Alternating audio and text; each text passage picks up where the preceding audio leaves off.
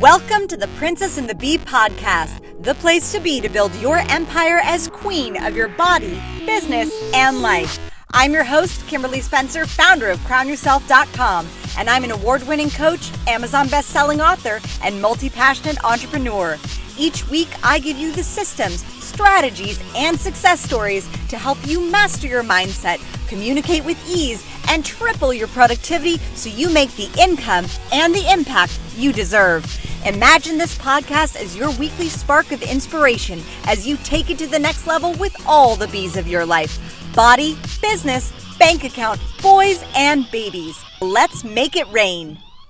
Good morning, my fellow sovereigns. Welcome back to the Princess and the Bee. I am so excited to have you today because we are bringing it back to my roots. Like we are dialing it back to the days when little Kimmy was in improv school. And I'll tell you why this is super important. Because there has been something, there was a concept that even I, as this high performance coach was wrestling with that. And it was a deep-seated belief that I'd unlocked just recently, and I had to come and share it with you. So this past, about a month ago, I had several breakthroughs. I had my big breakthrough back in September at HPA, which if you haven't listened to the Hyperconscious podcast, I will link to that podcast interview in the show notes. It is one of my most vulnerable interviews ever. I talk about something very, very personal that happened to me and the takeaways that I got from it. But that experience and that revelation and that breakthrough really, really led me on this in-depth period, in essence, of about 5 months of deep self-discovery, because that belief that I unearthed was so powerful and so palpable, and it really was one of those core beliefs that needed to have the light shined on it. When I uncovered that shifted so much, the belief about deserving, about what I deserve. Because prior to that, in August of last year, Crown Yourself had its best month ever. I was so excited. Like it was one of the best months. It was such a great feeling. Like I felt I was riding on a high like no other. The problem was back then my identity didn't really match with it. Because while my identity of achieving did, my identity as a mother struggled with aligning with it. Because even though I had my best month ever in August of last year, that I was walking around like a crazy person. Like I was super on edge. I was like really in this very masculine energy of like doing and forcing and like I'm gonna make it happen, and like I got very electric, which is awesome, and I got very magnetic, which is awesome, but I also caused some when you get two magnets going at the same they repel each other, and I found myself repelling my son in a way. I know, not in like a massive way, but definitely in enough of a way that it stimulated a fear inside of me, because that fear was that I can have these amazing months of success, of financial wealth and prosperity, and at the same time, the belief that it had to be either that or having an amazing relationship with my son. Like Declan, it was definitely a big breakthrough that I had back in February at Grace Lever's event that I was at, where I suddenly realized that in that moment, in that month, what set me up to then have the even more powerful breakthrough at HPA was having this experience. And it also created this belief inside of me that it had to be an either or situation. That I either had to, I could have success. And really, like, while that belief was in essence created on a personal level, that belief really stemmed back a lot farther to childhood and to growing up and seeing my dad building, despite his own addictions, building eventually became a multi-million-dollar company. And yet sometimes I wouldn't see him, or sometimes he'd be working late, or sometimes he'd be working so late I wouldn't see him all day. And, despite his addictions, I love my dad. And that was something that I definitely wrestled with, where I did develop a belief back then that, and when you're in that time frame, especially from the age of 0 to 7, that's the imprint period where you are basically forming about 90% of all your beliefs. And so I saw this behavior from my dad of like, oh, he's getting success. The company is making more money. I am, moving from like Kmart clothes to being able to shop at Limited too. Like, I'm not having to wear thrift shop clothes anymore. But I had the shift of seeing, making more money, but I was seeing my dad less and less. And back then, I didn't know that it was necessarily because of the addiction. I also thought it was because of work. And so I created a belief in my mind that really made success an either or thing. Like, you could either have financial success or you could have a relationship with your family. And that was something that then was kind of solidified in me when Crown Yourself had it's like an amazing year last year, and then not to mention an amazing month back in August. And then fast forward to February. And in February, I had the revelation that, holy shit, I'd created this belief for myself. Oh my God. And I was like, oh, hell no. And it's like, I don't know if you're like me, wherever, if you're challenged by someone else, or like someone's like, I don't think you can do both. I'm like, watch me, bitch. Like, that's my thing, is like, oh, I don't know if you can do both. I'm like, oh, just watch me. Because I get this really like this energy of just being able to like, okay, challenge accepted. I'm so excited about the challenge being accepted because I'm an 8 on the Enneagram, and like challenge is my jam. So I'm like, oh, challenge. I can't even say the word. So challenge accepted, gauntlet thrown down. Let's do this. And so immediately I sat with that belief when I realized that I'd created that belief for myself, and like I'd only solidified it with my own success. And I was like, okay, cool. So that happened. Okay, that's in the past. What are all, like, beliefs can be shifted.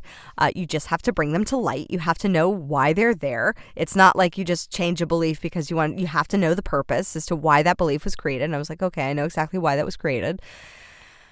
And I looked at it from a different perspective, and I started to think of this concept of and. And so to circle it back to what I talked about, to what I mentioned in this morning, is we're bringing it back all the way to young Kimmy's days in improv comedy. Yes, I did improvisational comedy in Hollywood for several years. I did it at the Groundlings. I did it at Second City. I did it for years. I did a touring group. We did Total Improv for kids, and we performed at the LA Improv. Like, improv was my jam for a hot minute, for like for a few years actually. And I'm just going to take a sip of coffee real quick. And so if you've ever taken improv, there is the one foundational principle of improvisational comedy is this concept called yes and. And this concept means that the only way that you can, because with improvisational comedy, you are basically building a scene, you're building a scenario, you're building the story as you go. And the only way you can build it is by total and complete trust, A, in your teammates, in the people you're on stage with, and B, by accepting the suggestions that are given. And so this concept is one of the foundational principles of improvisational comedy. It's called yes and. And so basically, whenever you're given a suggestion by a teammate, you have this concept of you have to accept it, where basically it's a yes, and then you add to it. So there are two things in improv that kill a scene. One is no. Because nothing is worse than like when you start off creating a scene and, for example, like you're doing space work. So space work is basically like, oh, look at me. I'm holding a mug and you're sipping on some coffee and you're doing the act of holding that mug and that saucer plate and you're sipping the coffee, but you actually don't have a mug in your hand. It's all in your imagination. And so when you're sipping that cup of coffee, the worst thing that you could do that would destroy the reality or the illusion that you're building in your mind and in the audience's mind is if your scene partner, your teammate, comes in and says, "Oh, I love this vintage of wine. Where'd you get it?" Clink. And like it destroys the illusion, because in your mind and what you've established in the audience's mind is that you are sipping a cup of coffee. But then your teammate comes in and then destroys that illusion by rejecting it and saying, "No, I want it." Basically, I'm putting my ego forward. I wanted to do a scene about wine. And so, "Oh, that's a nice glass of wine you're drinking," where basically you just reject the suggestion. Instead, the foundational principle of a yes and is where that teammate would instead come into the scene and say, "Oh, honey, would you like another cup of coffee?" "Why, yes, dear, I would." So you create that scene because you build on that acceptance of that suggestion. Does that make sense? So that is one way to destroy a scene in improvisational comedy. The other way is yes, but. I wrote a blog on this. It's on crownyourself.com. I will link to it in the show notes because it is called Get Your Big Butt Out of the Way, because it talks about how to use but appropriately and when but, and most often and most commonly, is used inappropriately. And in improvisational comedy, when you are building that scene, when you are building that structure in your mind and in the audience's mind as to what that scene is, let's say, for example, your teammate says, "We're going to Alaska. Grab your ropes. Let's get ready to rappel." Or, "We're going to Alaska. Grab your ropes. Let's get ready to rappel down a rock and go eat reindeer." And your teammate goes, "Yes, we're going to Alaska, but we're not going to go down. We're not going to rappel, and I'm a vegan, so I don't eat reindeer." I know this has nothing to do with being a vegan. This is just establishing the dynamics of an improvisational comedy scene.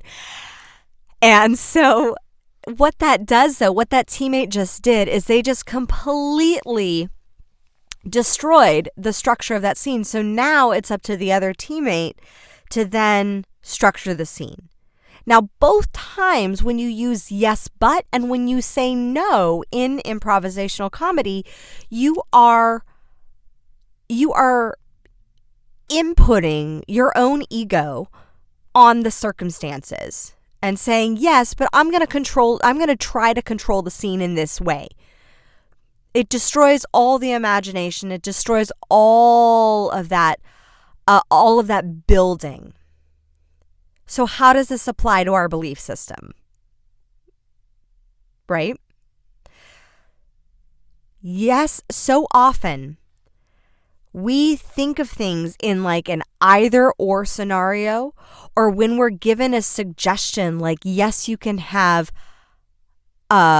yes, you can have a body. Yes, you can have a business. Yes, you can have a family and a life. And like that is the power of the yes, and yes, you can have the body. Yes, you can have the business. Yes, you can have the family. And yes, you can have the babies. And yes, you can have the hot, sexy soulmate that just like rocks your world. Like, yes, and you can have all of that because the universe scientifically is ever expanding. It is always expanding. It is always growing. It is always yes-anding. How you do anything is how you do everything, right? It boils down to, yes, it's the universe is in this state of play of, in essence, improvisational comedy. And it wants to play and expand. It's what it's doing regardless. So often, though, if you hear those things of like of what I just said of, yes, you can have a baby. Yes, you can have an amazing body. Yes, you can have a sexy, amazing relationship. And yet in your mind, you are thinking, yes, but I don't know how. Yes, but I haven't experienced it, so I don't know. Or yes, but what if I have this, and this thing that prevents me from having that? Automatically, you are curtailing the expansion of yourself in alignment with the expansion of the universe. Big freaking deal. Or what if worse? Instead, you hear, oh, yes, you can have the body. Yes, you can have the business. Yes, you can have the family and the relationship and the babies and the love and the joy and the fulfillment and the income and the impact. And you hear all that and you go, no, I can't. Immediately, you curtail all of that coming your way. And the thing is, just like an improvisational comedy, that is just your own ego getting in the way. It's your fear-based mindset. It's your ego. It's trying to keep you safe and small. The thing is that if you're not expanding, if you're not growing, you're contracting. You're staying the same. Because think about it on a conceptual level. If things are always expanding, if the universe is always expanding and getting bigger, and you stay the same, then doesn't that mean you stay the same size? That in relation to the expansion of the universe, doesn't that mean that you're getting smaller? So, how can you apply the concept of yes and into your life? So here's what I did. With that belief that I eradicated when it finally came up in February, thank God, because I'd been sitting on like, what is this belief? Like, what happened? Why are things feeling so still? And like, what's going on? And when I finally had that belief come to the surface, I was like, holy shit. Okay. So I now know the purpose. I now know why it was there. I now know it was trying to keep me safe. I now know that it was for me to see that I would 100 times over choose my son first and put him first rather than my business. It was for me that showed me that was something that I needed to see for myself. And so then when I experienced that and when I saw that, I was like, okay, I choose him. And I choose my business. It is not an either or experience. It is not either or. So since our unconscious mind, which is tied to higher consciousness, does not understand negatives and does not process negatives, I had to obviously choose a much more positive and forward-focused belief. So, in alignment with yes and, I chose a new belief, a new mantra, a new mission. And I eradicated that core belief that I formed when I was really, really young and saw my family's success and their business success coming at the sacrifice of me being able to spend time with my dad, I realized, and I said, okay, what new belief would I prefer to have? What new belief would set me up in a place that would be even more expansive? And I said, okay. And I sat with it. And I remember I was sitting right down in Redondo Beach, literally looking at the hotel where I got married, across the street from the beautiful King Harbor. And I was sitting on this bench, and it was hot as fuck. It was hot, like, because the sun was pouring down on me. But also, I get like where I am right now, I get like really warm when I'm in that state of diving deep. I get this way with clients too. And I just was like, okay, but what belief would I want to have instead? And I sat with it, and I was like, okay, the more I love my son, the more I love him,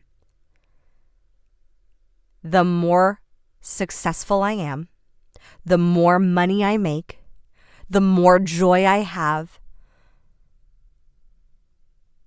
So I created a conditional belief, but I flipped that old belief on its head.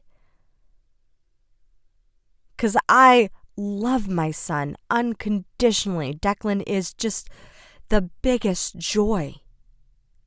And he can also sometimes be a pain in my ass.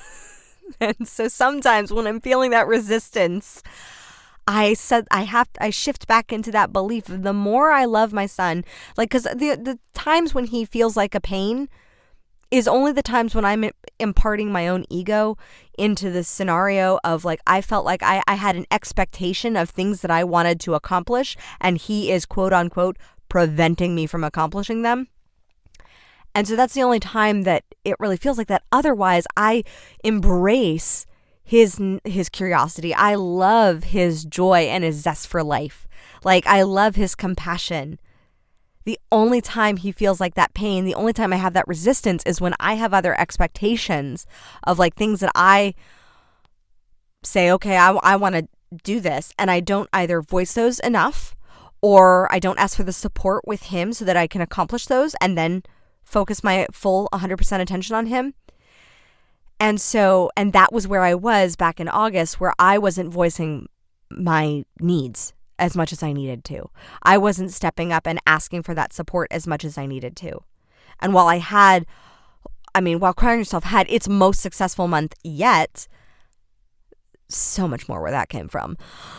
Like, while Crying Yourself had that amazing month, what happened was that because I had all those expectations and all those things, Declan started to feel like that pain, like that resistance. And I was having that egoic conflict with him.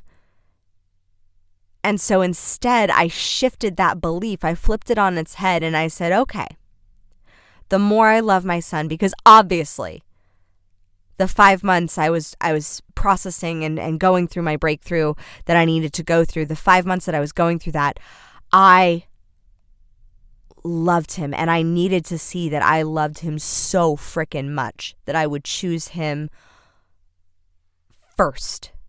And so I said, okay, this is my new belief. This is what I'm going to believe now. The more I love my son, the more successful I am. And since then, since making that decision, since shifting and deciding to have that belief, OMG, we have had some amazing things go down. Just opportunities up the wazoo, breakthroughs. I've had so many clients wanting to work with me. It has been amazing. I've had so many people coming into my programs. I've launched, I brought 5 programs to light, 5 of my self-study courses. I'll link to them in the show notes. Like, these are courses that I created last year, and I was just like sitting on them, playing small, because I was dealing with this breakthrough and dealing with these beliefs and dealing with that either or fear that it either had to be my son or my success. And that is such freaking bullshit. Let me tell you. And so I challenge you, what yes buts are you putting on your life? What no's are you are you automatically putting up and saying, or things that you say that you can't do? Because that's another part of, a no is basically just saying, oh, I can't do that. That's a no. Now, sometimes they come with boundaries. Sometimes you say no to things that don't serve you. But when are your no's, how much of your no's are actually curtailing the expansion of you, the growth of you? And I challenge you to think of where in your life can you add some yes ands, some mother effing yes ands of saying, yes, I can have that amazing body that I love. Yes, I can have that amazing soul-enhancing relationship. And yes, I can have that business. And yes, I can make the money. And yes, I can have the impact. And yes, I can have the family. It does not have to be an either or, unless you choose it to be. So I challenge you to yes and the hell out of it. And let me know what your new belief is. Let me know. So DM me on Instagram. You can find me at Crown Yourself Now or at Kimberly.Spencer. DM me and let me know what your new belief is. And if you loved this episode, please, please, please leave a review on iTunes. I read every single one of them. A lot of them show up on our stories. I love seeing your reviews because it helps guide the content that I make for you and for what you need and the anything that you need to shift you, to get to you to your next level where you are yes-anding the hell out of it. Yes body, yes relationships, yes business, yes babies, yes bank account. All the B's of your life are totally 100% in alignment.